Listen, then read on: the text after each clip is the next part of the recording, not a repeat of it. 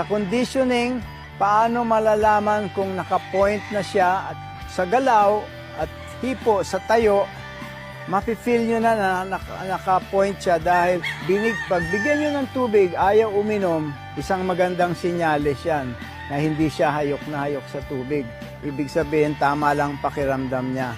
Tapos makita nyo, maganda ang hipo, may konting lambot, puno ang katawan, putok, hindi mabigat sa ilalim, namumulang muka, nangingintab ang mata, at makikita nyo yung kaliskis, namumula yung mga gilid, pati mga daliri.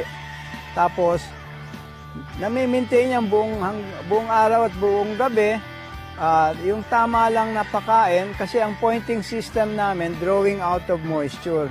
So, hindi na kami nagpapainom ng tubig. Pagkatapos niyan, pagdating ng hapon, tuwing 2 oras nilalabas namin para umipot. Kasi pag bumagal ang sistema sa araw ng laban, hindi siya magiging sharp. Kailangan nilalabas para umipot.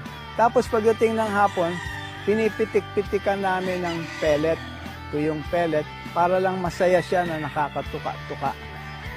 Ngayon, kung masyado naman gumaang at mukhang patuyo, may solusyon pa naman dyan, bigyan nyo ng ilang pirasong mansanas, 3 or 4 pieces na whole corn size na mansanas o saging para lang ma-maintain. Mapipil nyo kung masyado nang magaang at mukhang dry na siya.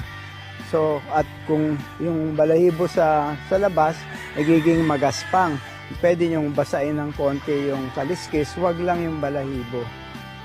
Tapos, pag empty na ang manok, patulugin nyo na lang. Pero kailangan ginhawa yung cock house. Importanteng ginhawa yung cock house. At hindi mainit ang katawan. Pag mainit, hindi maganda ang pakiramdam nila. Kailangan malamig ang hipo ng kaliskis ng mga paa.